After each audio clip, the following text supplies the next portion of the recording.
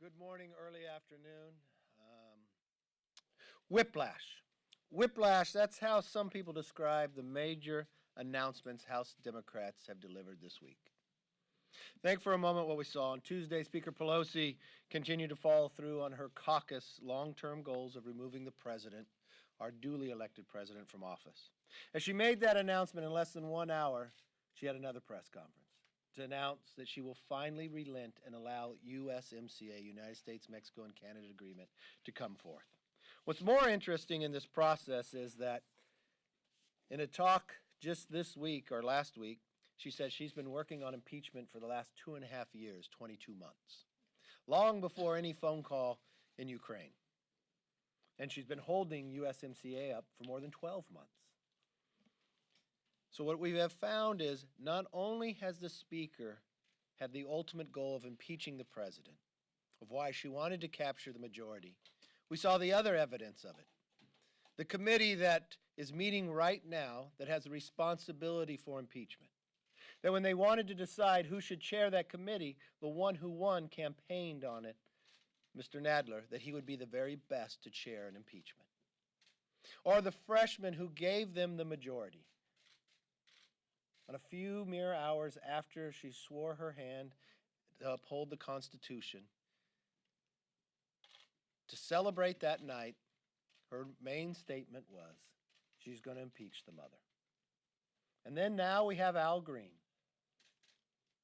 who started this and moved it many times, said if the Senate does not follow through, that they'll just impeach the president again. So what do we have to believe will happen if the Democrats keep the majority? More of the same, more impeachment, more subpoenas being issued than laws creating, and really the ultimate goal they've always dreamed about.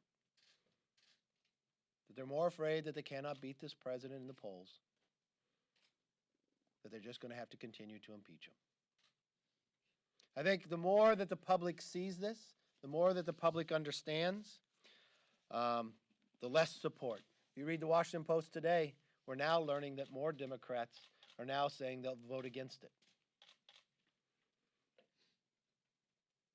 The most disturbing of all this year, Speaker Pelosi laid out her requirements to even move forward with impeachment, where she said it was so divisive to this nation, it'd have to be overwhelming, compelling, and bipartisan. She did not meet one of her requirements. And now we have a Democrat constitutional scholar saying that it's the thinnest, weakest, fastest impeachment in American history. That's why today, in an interview, I made this pledge that we will not repeat this. We will not do what Alexander Hamilton feared most. That if we are entrusted with the majority, we would govern with responsibility, regardless who is in the White House. That we'd uphold the Constitution. We'd actually stand by the requirements that Speaker Pelosi gave, overwhelming, compelling, and bipartisan, but more importantly, stand to the level of Constitution. That we would govern differently, that we would not use our power simply for the sake of a dislike of another individual. I hope Congress improves and gets better because there's so much we need to do. Now, getting United States, Mexico, and Canada agreement passed will be a major accomplishment. Not only make this country stronger, but the president has worked a great deal to put this together. It was no easy task. It's just another promise that he made that he's keeping. But when I went back and I looked at the campaign to get it to move forward, and I took all the times it's been mentioned on the floor, 91% by the House Republicans. I want to thank this team for how hard they've worked to make America stronger, and that it will continue to grow in our economy. And I look forward to more of that in the future. Let's open it up for questions. Yes, sir. Good morning, thank you. No, it's morning. That said, I know it's going to be a Senate function for the trial. There's a lot of debate about what a Senate trial would look like, and how you're calling different witnesses from both sides. This could really be a bad spectacle for democracy, a bad spectacle for just how salacious material and everything else. Are you concerned that if the president and Republicans push too much for too much of an open trial with too many witnesses, that could backfire on Republicans, and for that matter, democracy, because it would be a spectacle almost unlike anything we've seen before. I'm not concerned about bringing any more facts out, because based upon what's happened in the House, not having a due process, not having the fairness that any other American would be treated, anytime you would get more of that out, I think it would collapse upon itself, just as it's been collapsing now. What's interesting, though, too, in all of these releases from Adam Schiff, there's one thing he did not release. He did not release the Inspector General's transcripts, which is interesting. So I have no fear that more facts come out, that people will see impeachment for what it is for, just something that they did plan 22 months ago, that they did hope. What's real concerning to me is, what does it say to the rest of the world? That Al Green says he'll just keep doing it. That concerns me with democracy, with the republic, that America is more than a country, that America's an idea, can inspire others to be like us. I believe that will weaken our standing in the world, just what has already transcribed today. Remember how far this president had to go based upon a whistleblower that Adam Schiff has met that he would never bring forward, that was not on a phone call, that the president had to release the transcripts of that phone call to the world. That has weakened the office of a president, whoever holds that office in the future. That what world leader will actually share the real understanding and truth and build a relationship with the leader of the free world, and fear that their phone call would be released to the rest of the world? That is what has been concerning to me as well. So to understand you correctly, you think that a more open, wide-ranging trial. Well, let me first say, this has not been an open process. I'm talking about the Senate. I know. And the So Republicans anything that, control the process there. first of all, I don't think there's enough facts to even move it to the Senate. I'm now hearing that Democrats are leaving and want to vote against impeachment. I understand that the progressive side of this that has spent a lot of money. I mean, Tom Steyer spent more than $100 million trying to build for impeachment more than 2 years ago. So I'm sure there's a lot of money and political pressure to try to get people to vote for something different than what the facts state.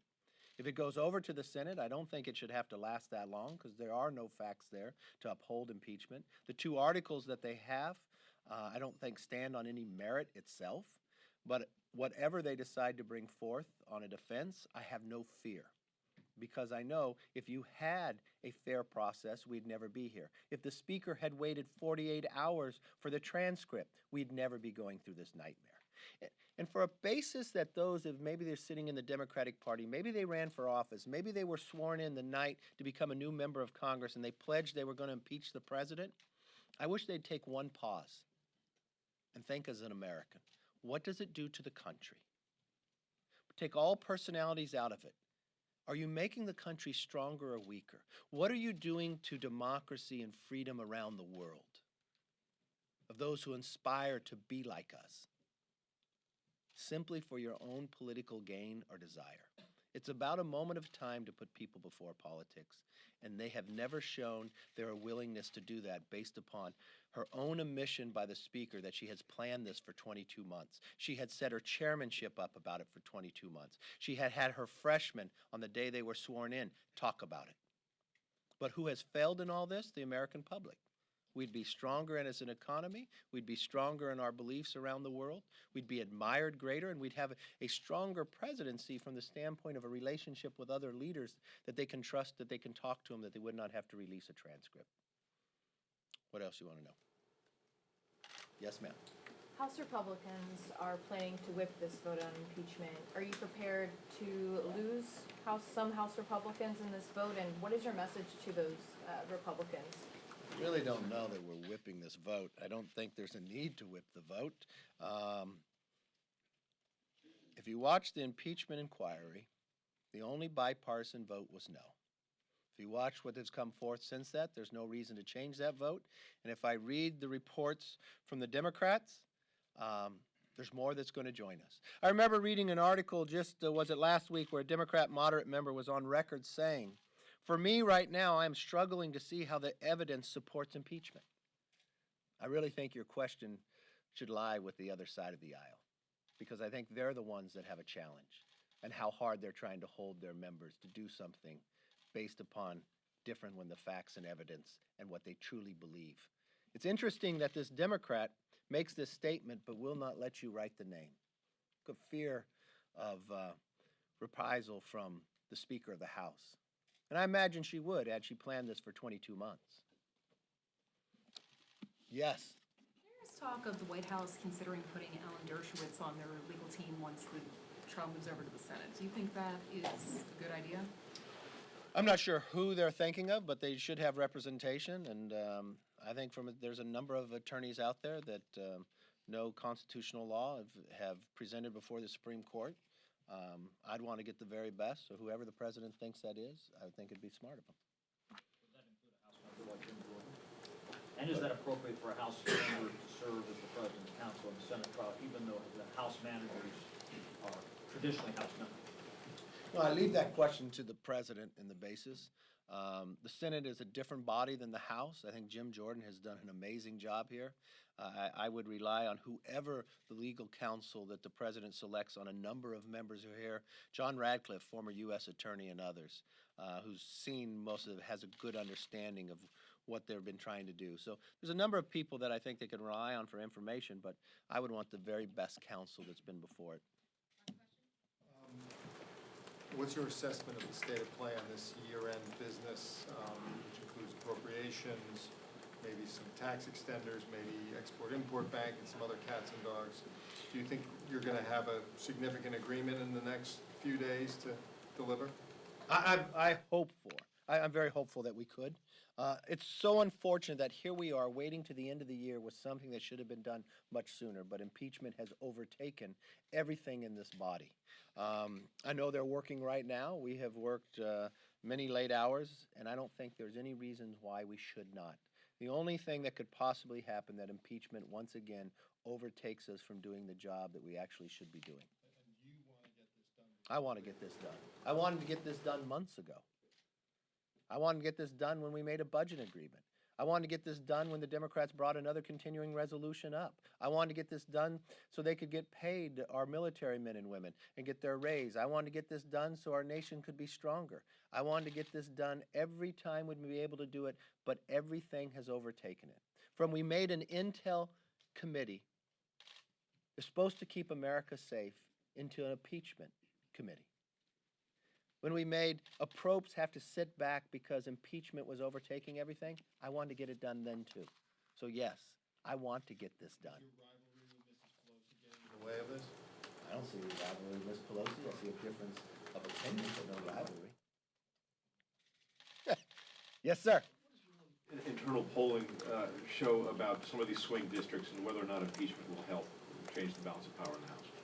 Well, the one thing I have looked at, and it's not my internal polling, it's polling that I've seen out there, the more that the Democrats lay out the case, the weaker their case becomes. Independents seem to be parting them. The president's numbers in the battleground states have gotten stronger. The president's case against those who are running against him have fallen. When I'm saying internally, you have 31 Democrats who sit in seats that President Trump carried. Their numbers have continued to drop. Having spoken to Democrats, I see the nervousness of what they have.